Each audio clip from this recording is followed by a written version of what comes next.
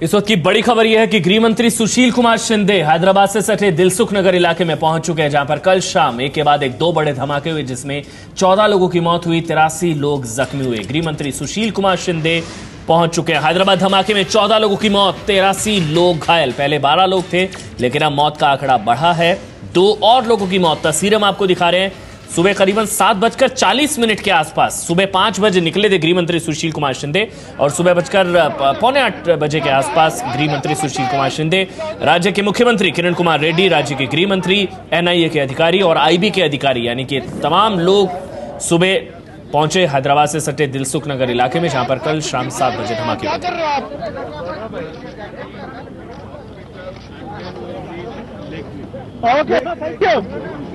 लेकिन मैं बोला उससे पहले ही बोला कुछ नहीं बोले गृह मंत्री सुशील कुमार शिंदे, लेकिन वो सुबह सुबह यहाँ पर 7:45 बजे पहुंचे। राज्य के मुख्यमंत्री किरण कुमार रेड्डी उनके साथ थे, आईबी के अधिकारी, राष्ट्रीय जांच एजेंसी के अधिकारी, राज्य के गृह मंत्री भी उनके साथ मौजूद थे। तो सुबह 5 बजे वो निकले थे। तस्वीरें हम आपको दिखा रहे हैं सुबह 7:45 बजे की। 7:40 के आसपास गृह मंत्री सुशील कुमार शिंदे आप तस्वीर में देख रहे हैं। साथ में राज्य के मुख्यमंत्री हैं किरण कुमार रेड्डी, राज्य के गृह मंत्री भी हैं, और साथ ही एनआईए, राष्ट्रीय जांच एजेंसी के अधिकारी। वैसे एनआईए की टीम और एनएसजी की टीम पहले ही मौका वारदात पर पहुंच गई थी, जहां पर यह धमाका हुआ था। कल रात से वहां पर मौजूद है टीम। शुरुआती फोरेंसिक जांच में यह भी पता चला है कि बमों में अमोनियम नाइट्रेट का इस्तेमाल किया गया। हर बम में करीब 1 किलो विस्फोटक और 2 से 2.5 किलो स्प्लिंटर का इस्तेमाल किया गया, ताकि ज्यादा से ज्यादा नुकसान किया जा सके। तो अमोनियम नाइट्रेट का इस्तेमाल किया गया, 2 से 2.5 किलो स्प्लिंटर का इस्तेमाल भी इसमें किया गया। राजन सिंह हमारे साथ मौजूद हैं इस वक्त। राजन, जो विस्फोटक की बात की जा रही थी, अब पता लगा कि अमोनियम नाइट्रेट और 2 से 2.5 किलो स्प्लिंटर का इसमें इस्तेमाल किया गया है। बिल्कुल, जो शुरुआती रिपोर्ट भेजी है फॉरेंसिक एक्सपर्ट ने, एनएसजी की जो फॉरेंसिक टीम गई थी और एनआईए की जो एडवांस टीम गई है, तो जो रिपोर्ट आई है उसमें साफ तौर पर कहा गया है कि जो दोनों धमाके हुए हैं, दोनों जगह बम का वजन 3 किलो से ज्यादा था और इसमें 1 किलो से ज्यादा विस्फोटक का इस्तेमाल किया गया था और स्प्लिंटर के तौर पर बेयरिंग का इस्तेमाल किया गया था। और जितने घायल हैं, और यही वजह है कि इतनी बड़ी संख्या में लोग घायल हुए हैं, क्योंकि स्प्लिंटर काफी दूर तक गया और दूर तक लोगों को नुकसान पहुंचा गया। और जिस तरीके से स्प्लिंटर का इस्तेमाल किया गया, और साथ ही जो वहां पर घटनास्थल से जो सैंपल्स उठाए गए, उसमें टाइमर की बात कही जा रही है। टाइमर के आधार पर आईडी धमाका कराया गया और टाइमर के लिए बताया जा रहा है कि अभी हालांकि शुरुआती जांच है, लेकिन मोबाइल के चिप का इस्तेमाल किया गया था। तो अभी इनकी जांच की जा रही है। लेकिन सबसे बड़ी बात है कि क्या इन बॉम्ब में प्लास्टिक एक्सप्लोसिव यानी आरडीएक्स का भी इस्तेमाल किया गया था, क्योंकि जहां पर धमाके हुए हैं वहां पर गड्ढा बना है। और ऐसे में फॉरेंसिक एक्सपर्ट का ये कहना है कि हो सकता है कम मात्रा में प्लास्टिक एक्सप्लोसिव का भी इस्तेमाल आईडी में किया गया हो, ताकि नुकसान ज्यादा से ज्यादा हो और जो आतंकी है वो अपनी साजिश में जो बेगुनाहों को अपने शिकार बना सकते थे, वो ज्यादा से ज्यादा लोगों को, तो यही वजह कि काफी संख्या में लोग घायल भी हुए हैं। और अब हालांकि जो सैंपल्स है उसकी जांच की जा रही है कि क्या प्लास्टिक एक्सप्लोसिव का इस्तेमाल हुआ था या नहीं। राजन, जिस तरह से बता रहे हैं, अमोनियम नाइट्रेट, 2 से 2.5 किलो स्प्लिंटर, टाइमर और साइकिल, ये जो मॉडस ऑपरेंडी है, ये 2007 में जब धमाके हुए थे तब भी अमोनियम नाइट्रेट मिला था, तभी साइकिल पर हुआ था। उसमें हालांकि टिफिन बॉक्स था उस वक्त जब धमाके हुए थे। यानी कि ये मॉडस ऑपरेंडी जो है, इससे इशारा शक्की से इंडियन मुजाहिदीन पर ही जा रही है। बिल्कुल, जो इंटेलिजेंस अलर्ट भी भेजा गया था उसमें भी ये साफ तौर पर कहा गया था कि इंडियन मुजाहिदीन के मॉड्यूल हैदराबाद में ये हो रहे हैं और हैदराबाद में एक बड़ा बेस है इंडियन मुजाहिदीन का। तो ऐसे में इनकार नहीं किया जा सकता कि इंडियन मुजाहिदीन इन धमाकों के पीछे हो सकता है। और खास करके जिस तरीके से मकबूल ने अपने बयान में पुलिस को बताया था, जब दिल्ली पुलिस ने पकड़ा था, कि उसने उस दिलसुख नगर इलाके की रेकी की थी। तो इन तमाम चीजों को जोड़कर देख रही हैं जो जांच एजेंसियां, तो वो साफ तौर पर शक की सुई अब भी इंडियन मुजाहिदीन पर ही जा रही है। लेकिन खुलकर अभी किसी का नाम नहीं लिया जा रहा है, क्योंकि जांच एजेंसियों का मानना है कि जब तक मुकम्मल तौर पर इस बात की जानकारी और ये पुष्टि नहीं हो जाती है कि कौन है इस धमाके के पीछे, तब तक उसका नाम नहीं लिया जाएगा। लेकिन शक की सुई निश्चित तौर पर इंडियन मुजाहिदीन की तरफ है। जी बिल्कुल, शक की सुई निश्चित तौर पर अभी तक इंडियन मुजाहिदीन पर जा रही है। जिस तरह की मोडस ऑपरेंडी सामने आई और साथ ही फोरेंसिक जांच में जो पता चला है वो हम आपको बता रहे हैं कि बमों में अमोनियम नाइट्रेट का इस्तेमाल किया गया है। करीब 3 किलो से ज्यादा का वजन था उस बम का और हर बम में करीब 1 किलो विस्फोटक और साथ ही 2 से 2.5 किलो स्प्लिंटर का इस्तेमाल किया गया। और खासतौर पर स्प्लिंटर जिस तरह से दूर दूर तक गए उससे ज्यादा नुकसान किया ये बताया जा रहा है। और साथ ही टाइमर के आधार पर भी ये हो सकता है, जिस तरह से टाइमर का इसमें इस्तेमाल किया है ये बताया जा रहा है। मोबाइल चिप का इसमें इस्तेमाल किया गया है और साइकिल पर ये विस्फोटक रखा था। तो ये एक मोडस ऑपरेंडी थी और अमोनियम नाइट्रेट का इस्तेमाल किया गया इन बमों में। फोरेंसिक जांच में ये अब तक पता चला है।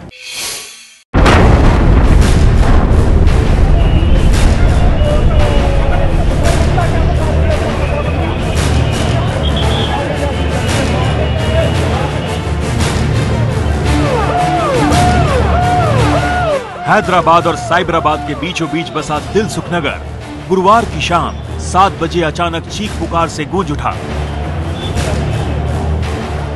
जबरदस्त धमाकों और शोलों की रोशनी के बाद जहां तक नजर गई वहां तबाही के ही निशान दिख रहे थे।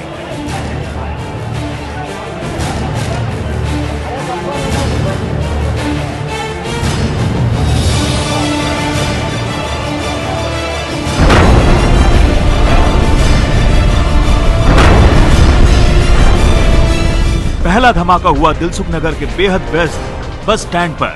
बस स्टैंड पर हुए इस धमाके का असर कई 100 मीटर दूर तक हुआ।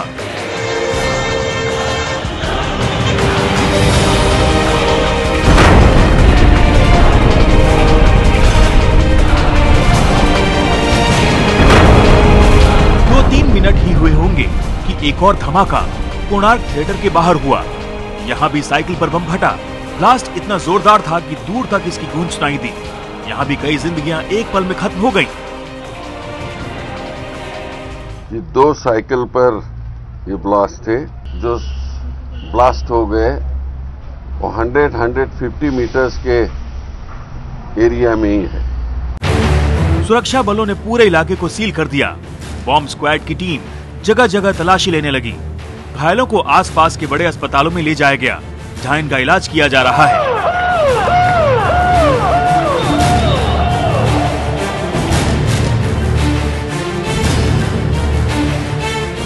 देर रात एनआईए और एनसीजी की टीमों ने मौके पर पहुंचकर जांच शुरू कर दी है। बस स्टैंड और कोणार्क सिनेमा के बाहर लगे सीसीटीवी कैमरों के फुटेज को भी कब्जे में ले लिया गया है। अब तक मिले सबूतों के आधार पर आंध्र प्रदेश पुलिस ने दावा किया है कि धमाकों में इम्प्रोवाइज्ड एक्सप्लोसिव डिवाइस यानी आईईडी का इस्तेमाल किया गया है। अब तक ये साफ नहीं हुआ है कि हैदराबाद में धमाके किसने किए और क्यों। अमेरिका ने आतंकी हमले की निंदा करते हुए भारत को जांच में सहयोग करने की पेशकश भी की है। ये कोई पहली बार नहीं है जब इस दिलसुख नगर इलाके को आतंकियों ने अपना टारगेट बनाया हो। सबसे पहले साल 1999 में आतंकियों ने दिलसुख नगर को टारगेट करने की कोशिश की थी। यहाँ के एक धर्म स्थल के बाहर उन्होंने विस्फोटक लगाए थे, उन्होंने बम लगाया था और समय रहते उस बम के बारे में पता चल गया और उसको निष्क्रिय कर दिया गया। इस वजह से यहाँ पर धमाका नहीं हो पाया। लेकिन साल 2002 में जांच एजेंसियां इतनी खुशनसीब नहीं रहीं। एक और धर्मस्थल पर यहाँ पर बम लगाया गया और वहां पर जो बम धमाका हुआ उसमें 2 लोगों की मौत हो गई थी और 20 लोग घायल हुए थे। इसके बाद 25 अगस्त 2007 को जो हैदराबाद में सिलसिलेवार बम धमाके हुए थे यहाँ के लुम्बिनी पार्क इलाके में, और जो दूसरा धमाका था गोकुल चाट नाम के ठिकाने पर, वहां पर जो बम धमाके हुए थे उसी के साथ इस जगह पर भी बम प्लांट किया गया था, लेकिन वो बम काम नहीं कर सका और बम नहीं फट पाया। जो नाम इस वक्त सबसे ज्यादा चर्चा में है इन धमाकों के लिए वो नाम है सैयद मकबूल उर्फ जुबैर का। सैयद मकबूल उर्फ जुबैर को अब से 4 महीने पहले ही अक्टूबर में दिल्ली पुलिस की स्पेशल सेल ने गिरफ्तार किया था हैदराबाद के शाहीन नगर के इलाके से। उस पर आरोप है कि उसने पिछले साल इस इलाके की अपने एक साथी इमरान के साथ मोटरसाइकिल पर रेकी की थी। वो एक स्थानीय आरएसएस नेता की हत्या के मामले में गिरफ्तार हुआ था। 10 साल तक उसने जेल भी काटी और बाहर आने के बाद में फिर से उसके ऊपर आरोप है कि वो आपराधिक गतिविधियों में लग गया। ऑल इंडिया मजलिस इत्तेहादुल मुस्लिमीन नाम के एक संगठन का वो महाराष्ट्र में एक जगह जिला का प्रेसिडेंट, डिस्ट्रिक्ट प्रेसिडेंट है वहां का, उसकी मुलाकात इंडियन मुजाहिदीन के फाउंडर रियाज भटकल से हुई और रियाज भटकल ने उसे जिहाद की तरफ मोड़ा। दिल्ली पुलिस से पूछताछ में उसने ये बताया कि वो पिछले साल ब्लास्ट करने वाला था, एक सुसाइड मिशन को अंजाम देने की कोशिश कर रहा था। बोध गया में, म्यांमार में उसके मुताबिक जो अत्याचार हुआ था मुस्लिमों पर, उसके खिलाफ बदला लेने के लिए उसने ये साजिश रची थी। 1 अगस्त को पुणे में जो बम धमाके हुए थे, लो इंटेंसिटी के थे, जो बम पूरी तरह से फट नहीं पाए थे, उनको तैयार करवाने में भी इसी ने मदद की थी। इसने इम्प्रोवाइज्ड एक्सप्लोजिव्स को तैयार करने की ट्रेनिंग ले रखी थी और ये इंडियन मुजाहिदीन के बाकी सदस्यों को भी इस तरह के एक्सप्लोजिव्स बनाने की ट्रेनिंग दे रहा था। जांच में ही, पूरी जांच में ही ये पुख्ता हो पाएगा कि क्या ये इंडियन मुजाहिदीन का ही हाथ था और इसमें किसी तरह की भूमिका सैयद मकबूल नाम के इस शख्स की थी या नहीं। कैमरामैन योगेंद्र के साथ जितेंद्र दीक्षित, एबीपी न्यूज, हैदराबाद। कल हुए 2 धमाकों से दहला हैदराबाद का दिलसुख नगर में आखिरकार किसने ये साजिश रची थी, इसको लेकर अभी तक कोई बात सामने नहीं आई है और पुलिस के हाथ अभी तक खाली है। हालांकि पुलिस इस पूरी घटना के बाद सबूत इकट्ठा करने की कोशिश कर रही है। घटनास्थल से हर पुर्जा पुलिस जुटाने की कोशिश कर रही है और इस के जरिए ये कड़ी जोड़कर पता लगाने की कोशिश कर रही है कि आखिरकार इस ब्लास्ट के पीछे किसका हाथ था। घटनास्थल पर एनएसजी कमांडोज पहुंचे हैं, एनआईए की टीम पहुंची है और हैदराबाद पुलिस है। तो ये तमाम लोग इस घटनास्थल पर मौजूद मलबे से वो सुराग निकालने की कोशिश कर रहे हैं जिसके जरिए ये पता लगाया जा सकता है कि आखिरकार किसने ये हमलों को अंजाम दिया था, किसने दिलखुश नगर को टारगेट किया था। क्योंकि दिलखुश नगर एक बहुत ही व्यस्त इलाका है। हम देख सकते हैं कि इन धमाकों के बाद भी दिलसुख नगर में आज जिंदगी की रफ्तार थमी नहीं है। हालांकि इस जबरदस्त ब्लास्ट में करीब 14 लोगों की जान गई है, लेकिन इसके बावजूद यहाँ पर लोग बेडर होकर यहाँ पर बाहर निकले हैं देखने के लिए कि आखिरकार दिलसुख नगर का हाल किसने किया। यहाँ पर पुलिस इस भीड़ को हटाने की कोशिश कर रही है। हवा में फायरिंग भी पुलिस ने की थी। इस यहाँ पर जमे लोगों को हटाने के लिए पुलिस कोशिश कर रही है।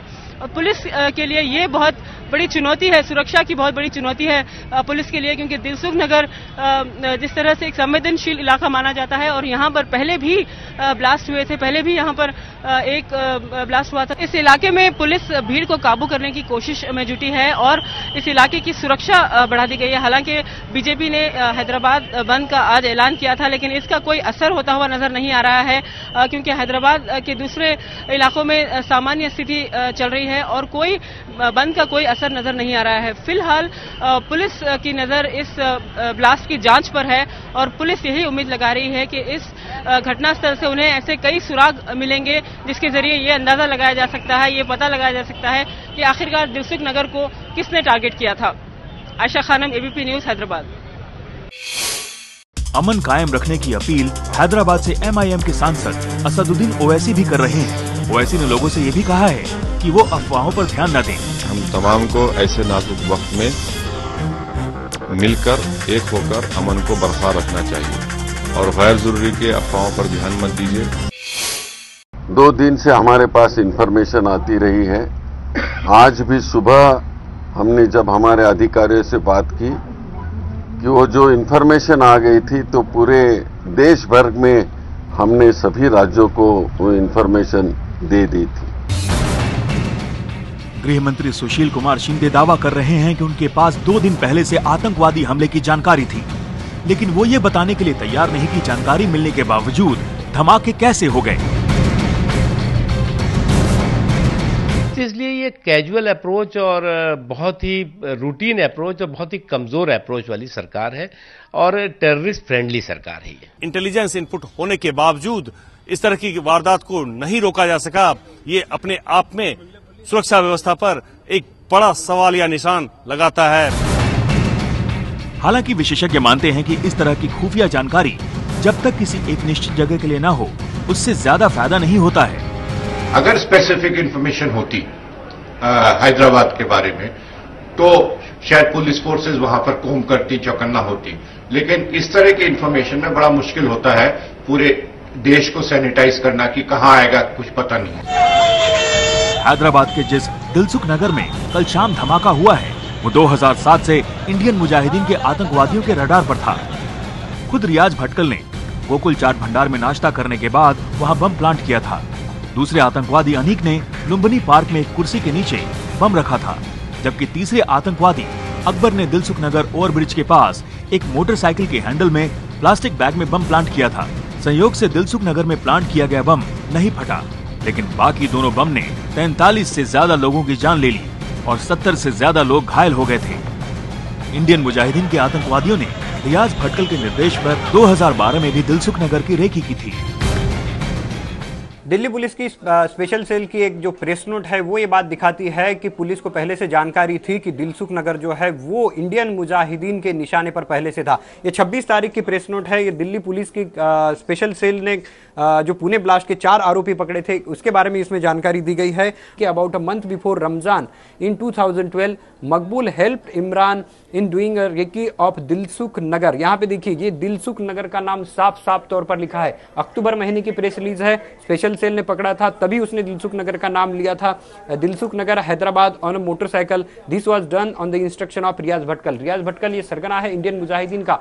पूरे देश में कई सारी जगह पर इंडियन मुजाहिदीन ने ब्लास्ट किए थे और उसमें रियाज भटकल का ही हाथ माना जाता है।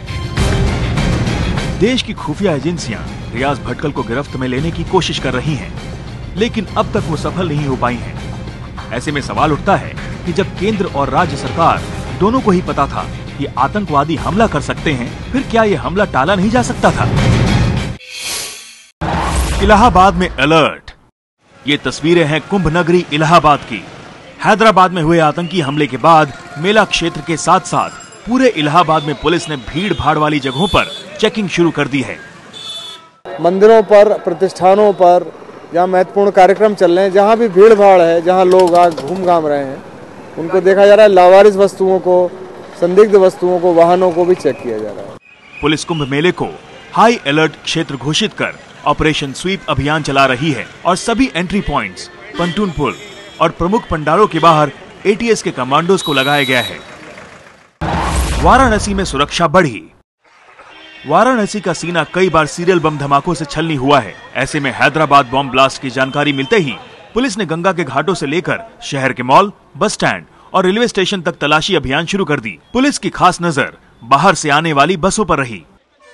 जितने भी हमारे शॉपिंग कॉम्प्लेक्स हैं, मॉल्स हैं या बाजार हैं, भीड़ भरे स्थान है, रेलवे स्टेशन है, बस स्टेशन है या हमारे यहाँ मंदिर काफी प्रसिद्ध हैं, घाट हैं, इन सभी स्थानों पे हम चेकिंग करा रहे हैं। नोएडा में सघन चेकिंग। मॉल में प्रवेश कर रही कारों की तलाशी लेती ये तस्वीरें दिल्ली से सटे नोएडा की हैं। नोएडा में पुलिस ने रात में डॉग स्क्वाड और बम निरोधक दस्ते के साथ तलाशी की।